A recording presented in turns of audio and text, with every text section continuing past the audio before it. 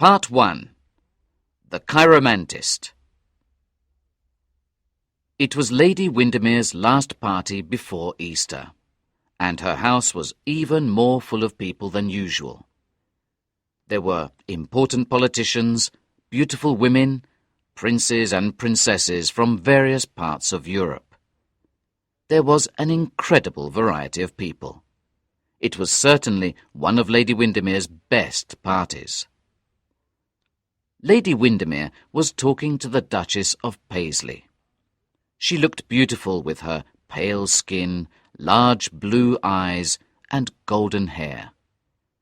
Her hair was like a frame, and her face was the picture.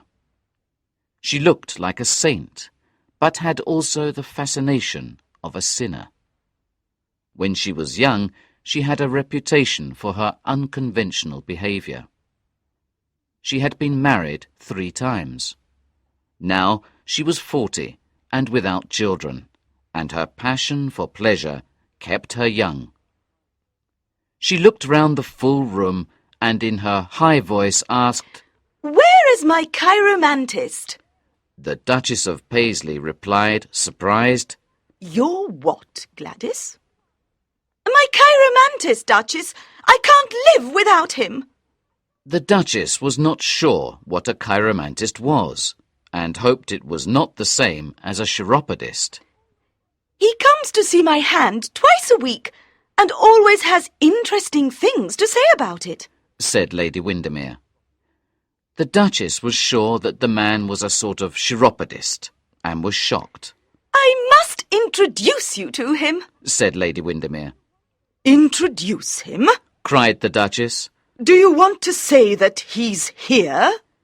She looked worried and prepared to leave. "Of course he's here. I invite him to all my parties. He reads my hand." The Duchess finally realized what a chiromantist was and felt happier. "Oh, I see," she said. "I suppose he tells fortunes."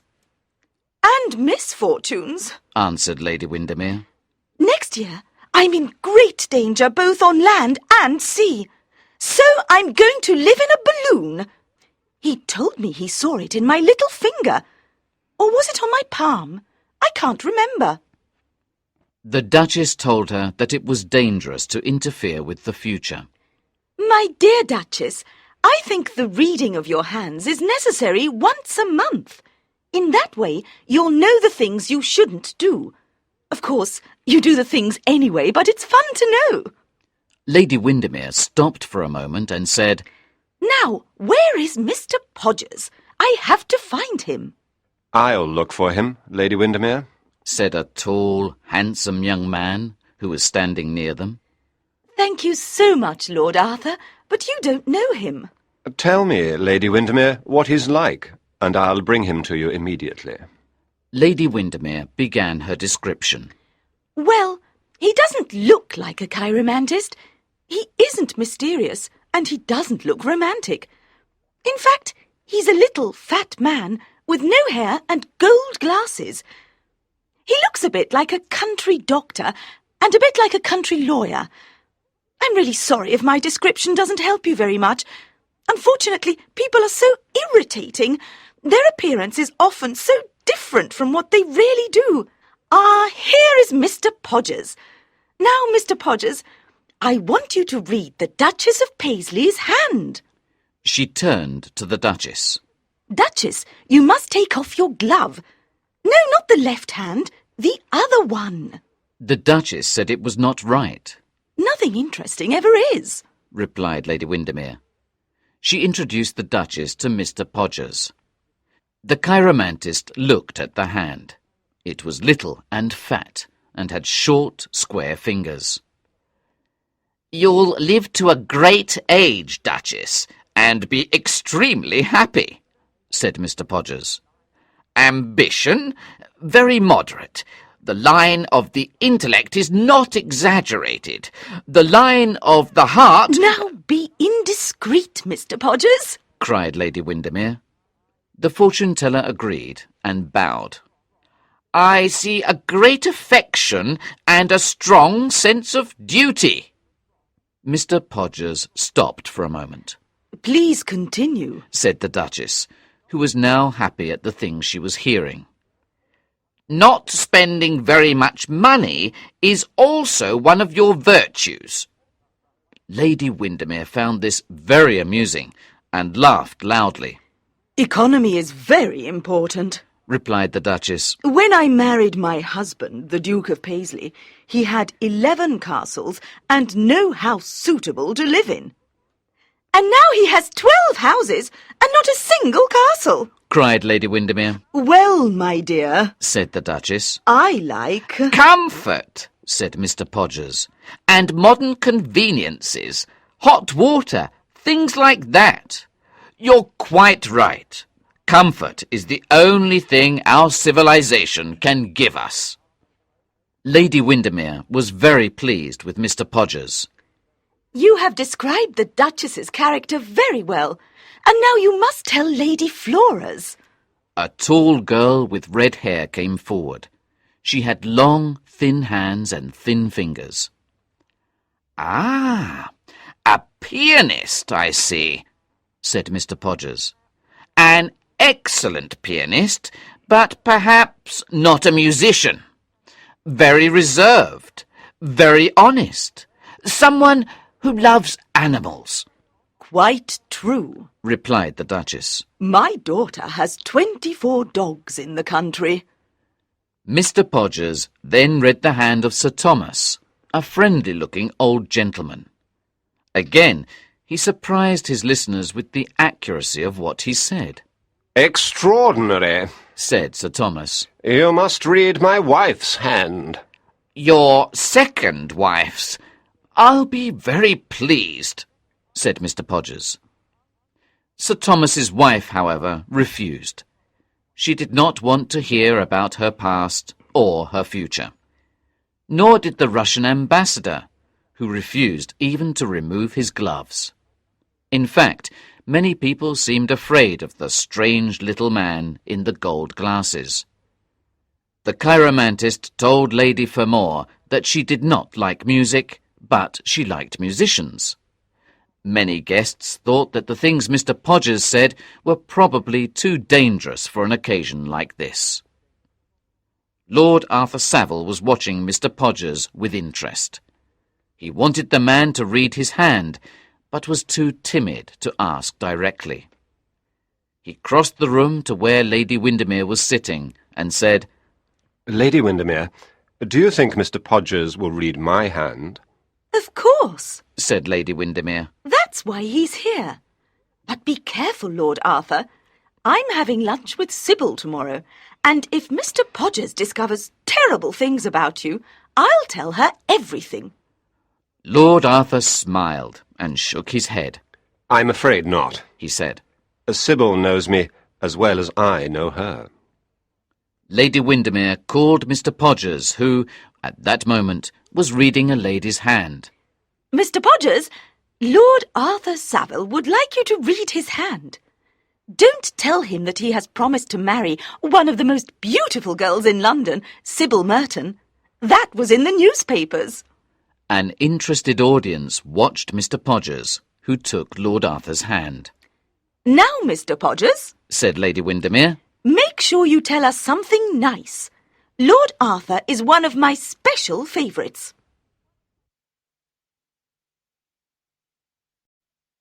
Part 2. Lord Arthur's Hand. When Mr. Podgers saw Lord Arthur's hand, he went pale and said nothing. He was sweating, and his fat fingers were cold and wet. Lord Arthur saw Mr. Podgers's agitation, and for the first time in his young life, he was afraid.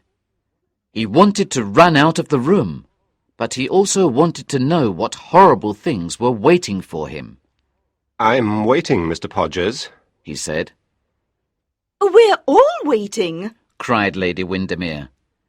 The chiromantist did not reply. Suddenly, Mr. Podgers let go of Lord Arthur's right hand and took the left one. He examined it so closely that his gold glasses almost touched the palm. For a moment, his face became a white mask of horror. He then recovered his self-control and, pretending to smile, said, "It is the hand of a charming young man," Of course it is. answered Lady Windermere. But will he be a charming husband? We want details, Mr. Podgers. What's going to happen to Lord Arthur? Well, in the next few months, Lord Arthur will go on a journey Oh, yes, his honeymoon, of course. and lose a distant relative, Mr. Podgers added. Well, I'm very disappointed. Said Lady Windermere. I have nothing to tell Sybil tomorrow. No one is interested in distant relatives these days. Come on, let's go and eat. If there's anything left to eat, of course. The Duchess, her daughter Flora, and Sir Thomas walked towards the dining room. At the same time, Lord Arthur Savile remained standing where he was. He felt that something unpleasant was coming into his life. He looked at his lovely sister, who was walking past him. He did not notice that Lady Windermere was calling him to follow her. He thought of Sybil Merton, and the idea that anything could separate them brought tears to his eyes. He could not move. He had lived a life of luxury and fortune. Now, for the first time in his life, he understood the terrible mystery of destiny and the awful meaning of doom. Was some terrible secret or crime written on his hand that he could not read? Was any escape possible? We are, he thought, like pieces on a chessboard, moved by an invisible power. This thought made him angry, but at the same time he felt that tragedy was waiting for him. Actors are lucky. They can choose their role, either in a tragedy or in a comedy. Real life is different. Most men and women have to play parts they are not qualified for. The world is a stage, but the actors are in the wrong roles. Suddenly, Mr. Podgers entered the room. When he saw Lord Arthur, his fat face turned a green-yellow colour. The two men looked at each other. For a moment, there was silence. Mr. Podgers did not want to talk and tried to avoid Lord Arthur. "Where is the Duchess's glove? Here it is. Good evening." Mr. Podgers, I'm going to ask you a question, and I want you to give me a simple answer. "Another time, Lord Arthur. The Duchess is waiting," replied Mr. Podgers. Lord Arthur walked towards Mr. Podgers and offered him his hand again. Tell me what you saw there, he said. Tell me the truth. I must know it. I'm not a child. Mr. Podgers played nervously with his watch chain. "Why do you think I saw anything in your hand, Lord Arthur?" I know you did. I insist you tell me. I'll pay you £100. Mr. Podgers looked interested. "Guineas?" said Mr. Podgers in a low voice. Certainly. I'll send you a cheque tomorrow. What is your club? "I have no club at present, Lord Arthur. This is my address." Mr. Podgers gave Lord Arthur his card. Mr. Septimus R. Podgers, Professional Chiromantist, 103A, West Moon Street. "My hours are from 10 to 4, with reductions for families," Mr. Podgers said. Be quick, cried Lord Arthur. He looked very pale and showed him his hand. "It will take a little time, Lord Arthur. Please sit down." Lord Arthur was now angry. Be quick, sir, cried Lord Arthur a second time. Mr. Podgers smiled and pulled a small magnifying glass out of his pocket. He cleaned it carefully with his handkerchief. "I'm ready," he said.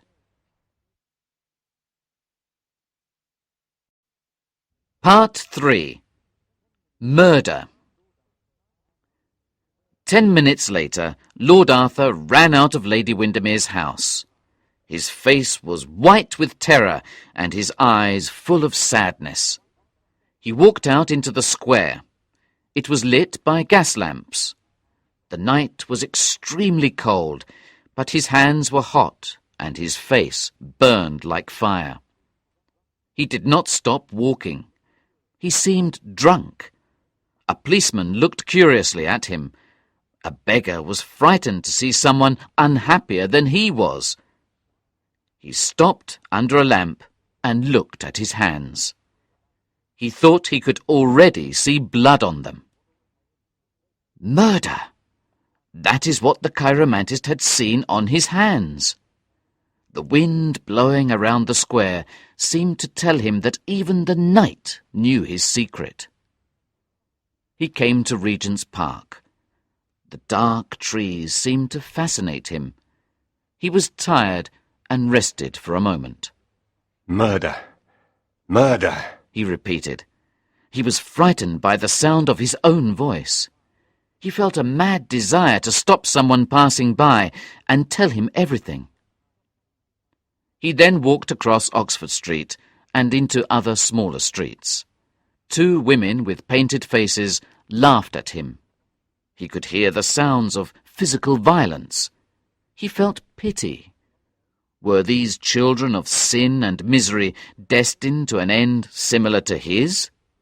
Were they, like him, puppets in a monstrous show? He understood that suffering was a comedy, not a mystery. It had no meaning, no form, no harmony. After some time, he found himself in front of Marylebone Church. Lord Arthur walked quickly towards Portland Place.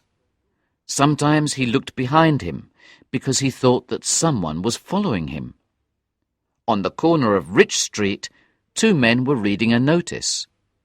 He was curious to see what they were reading.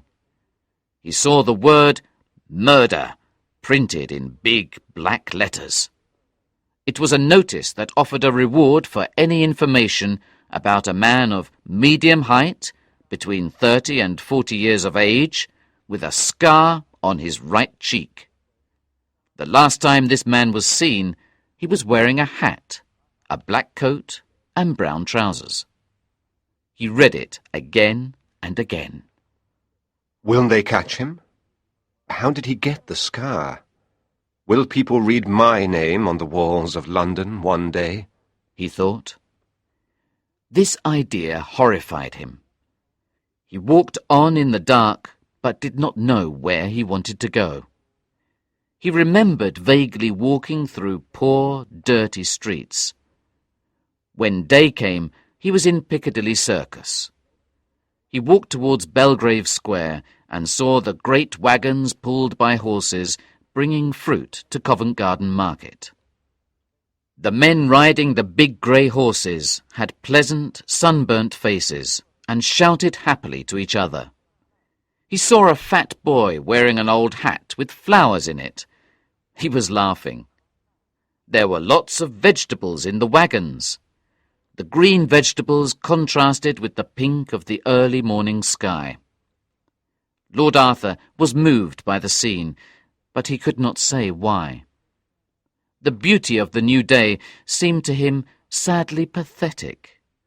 The days start in beauty, but end in a storm, he thought.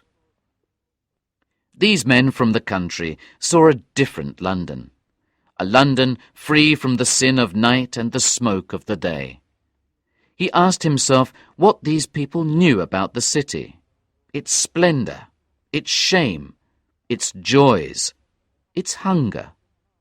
London, to them, was probably just a market where they sold their fruit and their vegetables. They stayed only a few hours and then left. It gave him pleasure to watch them. He felt that they had lived with nature and because of this had learned peace. He wanted their innocence. When he reached Belgrave Square, the sky was pale blue and the birds were beginning to sing. Part 4.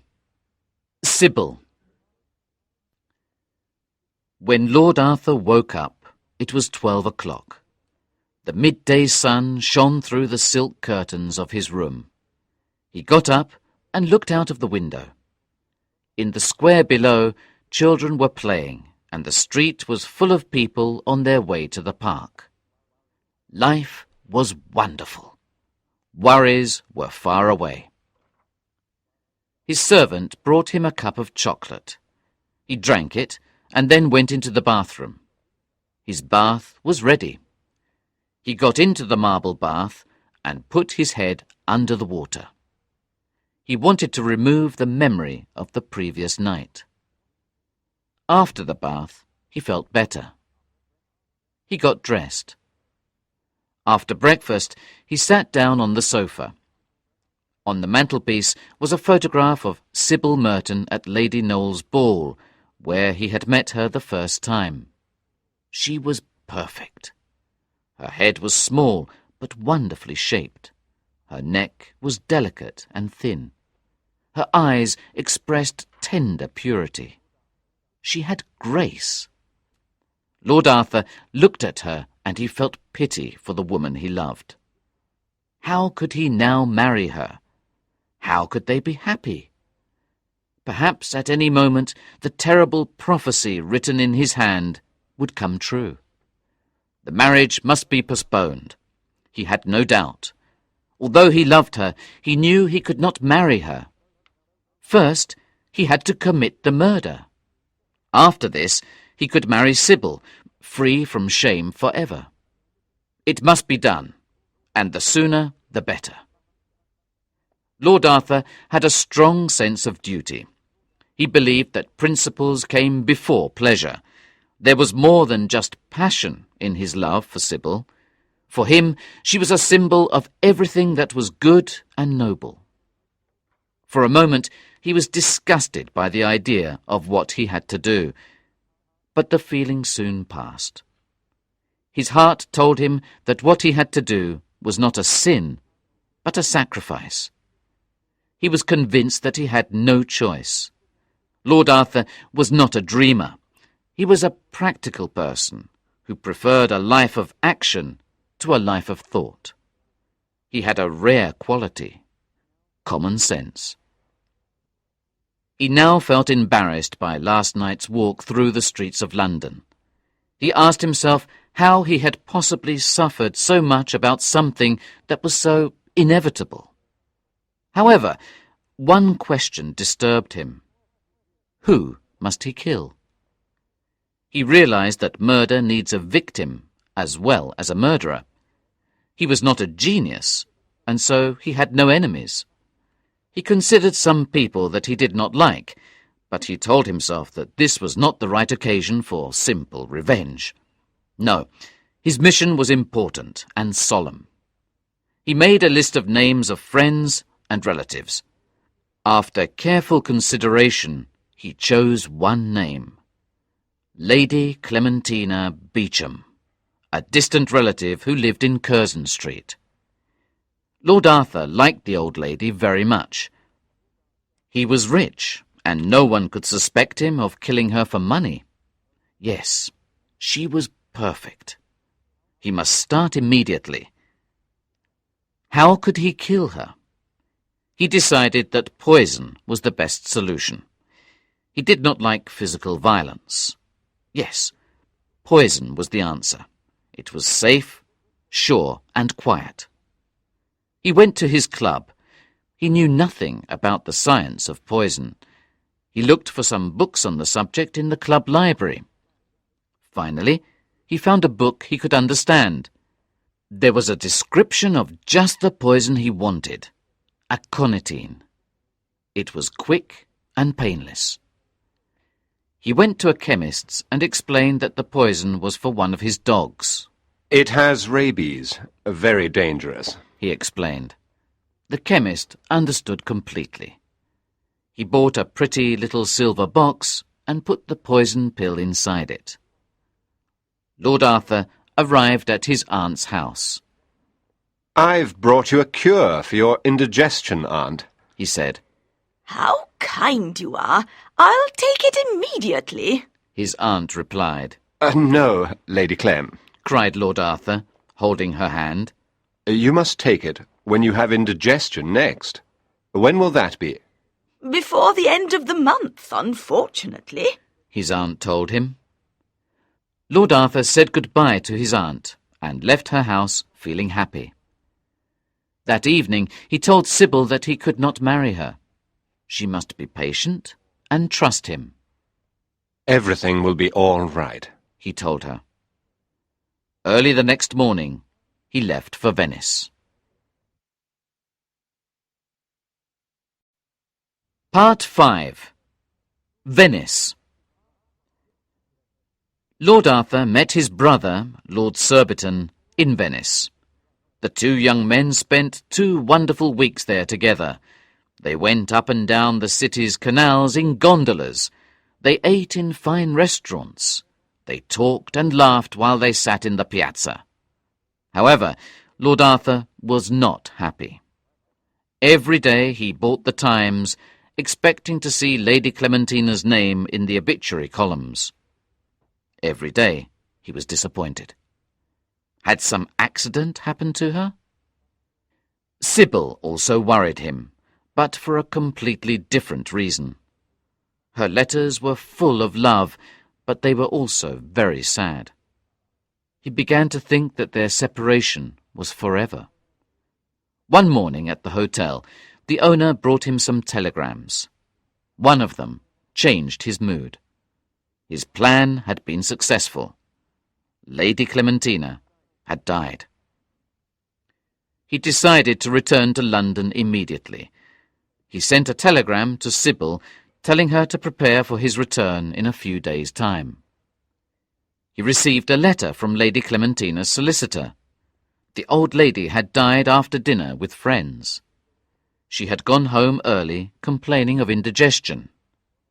The solicitor also informed Lord Arthur that Lady Clementina had left him her little house in Curzon Street. How kind of the old lady! For a moment he felt angry with Mr. Podgers. It was, after all, his responsibility. Then he thought of Sybil. He had done his duty, and this gave him peace and comfort. When he arrived in London, he was a happy man. When Lord Arthur saw Sybil, she asked him to promise never to leave her again. Their wedding day was fixed for the 7th of June. Life was bright and beautiful again, and Lord Arthur felt the same happiness he had felt before Mr. Podgers's prophecy. One day he and Sybil were tidying the old lady's house in Curzon Street when Sybil found something. What have you found, Sybil? Said Lord Arthur happily. This lovely little silver box, Arthur. Isn't it beautiful? Can I have it? Lord Arthur was shocked. He had almost forgotten about what he had done. What a strange coincidence that Sybil was the first person to remind him. Of course you can have it, Sybil. I gave it to poor Lady Clem. Can I have the sweet inside, too? Sweet, Sybil? What do you mean? Replied Lord Arthur, now pale and worried. Arthur, what's the matter? You look so white.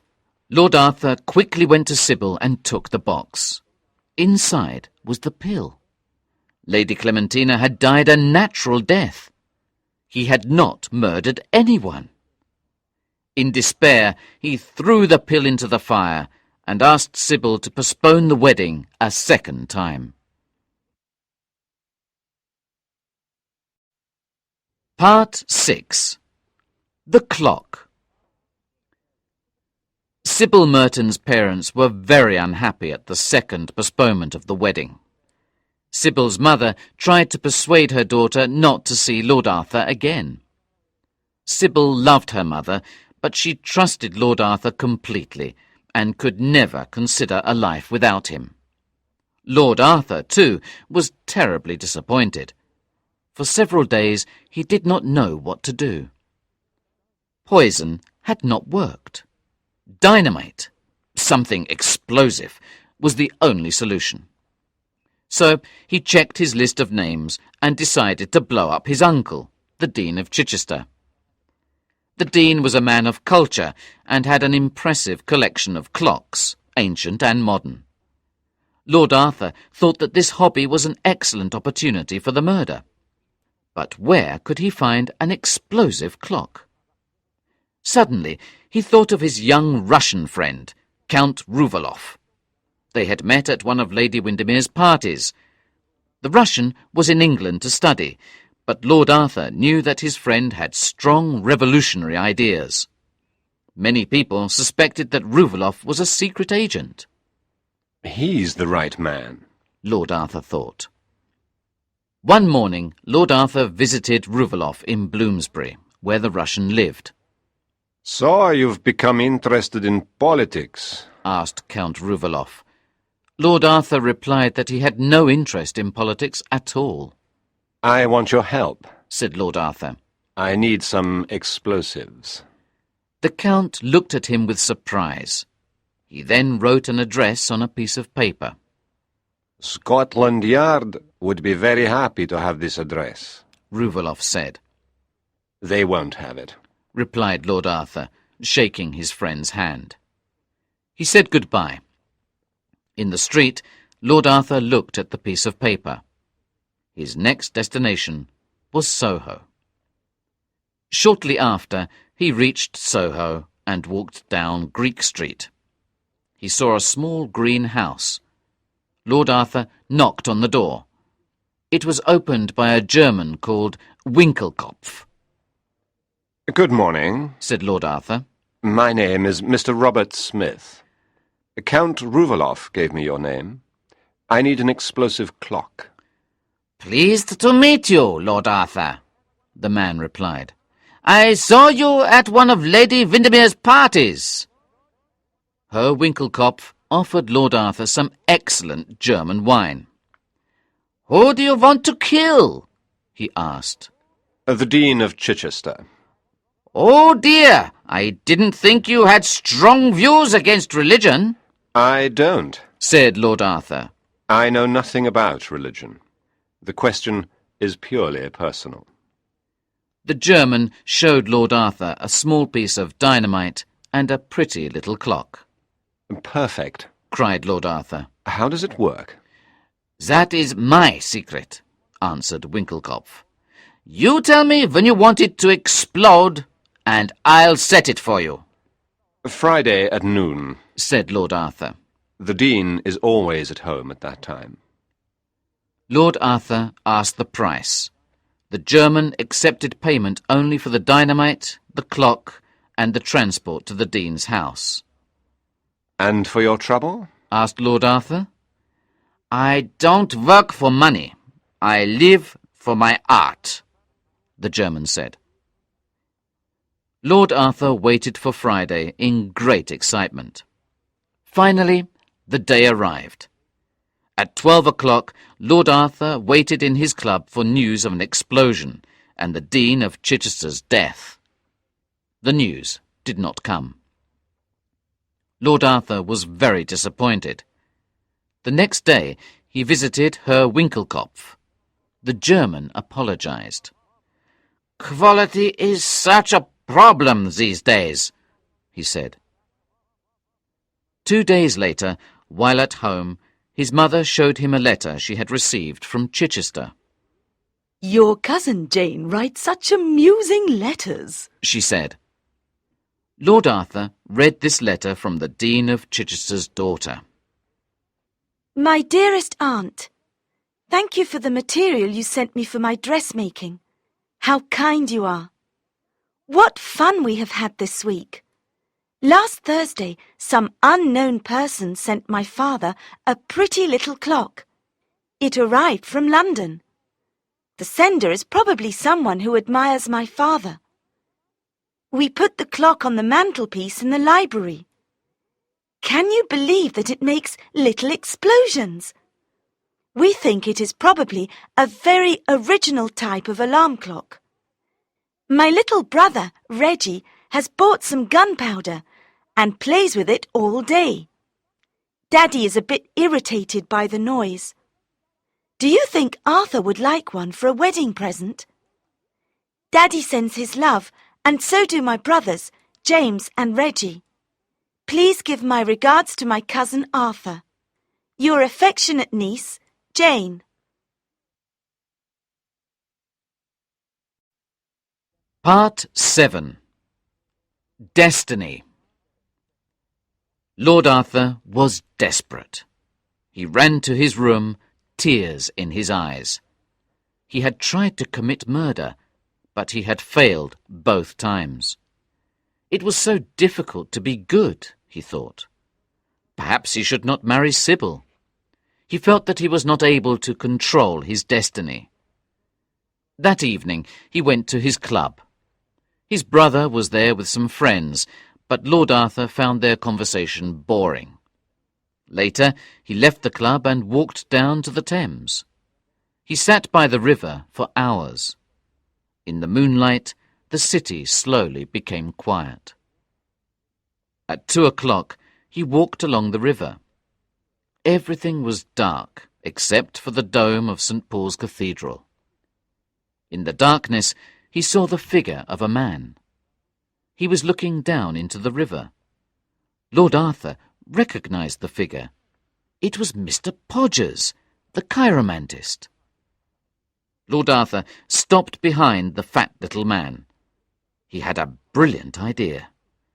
He took Mr. Podgers's legs and threw him into the River Thames below. Lord Arthur looked down into the dark water. He could only see the chiromantist's hat floating down the river. Mr. Podgers had gone. Lord Arthur was happy and immediately thought of Sybil. Have you lost anything, sir? Asked a voice behind him. It was a policeman. Nothing important. Thank you, Sergeant. Lord Arthur replied, smiling. He walked home. Days of hope and fear followed. Was Mr. Podgers dead? Was he alive? He wanted to know. The answer came. In his club, Lord Arthur saw this newspaper headline: Suicide of a chiromantist. They had found Mr. Podgers's body. Suicide was the obvious cause of death. Lord Arthur ran out of his club. He went immediately to Sybil's house. When she saw him, she knew he had good news. Sybil, cried Lord Arthur, let's get married tomorrow.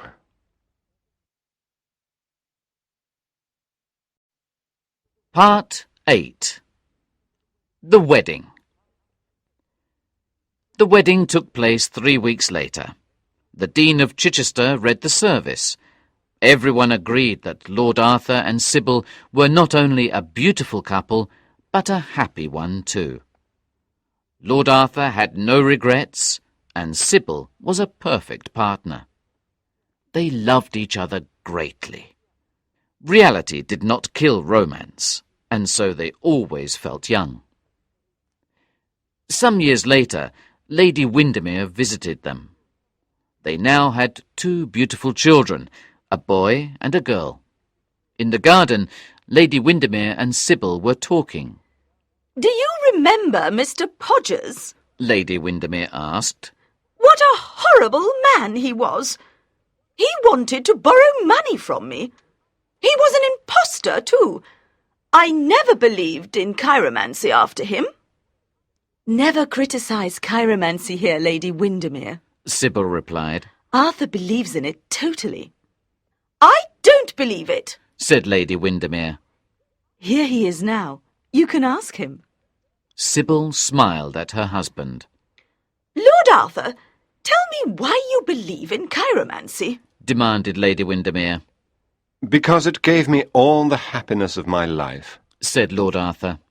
It gave me Sybil, he added. What nonsense! Cried Lady Windermere. I've never heard such nonsense in all my life.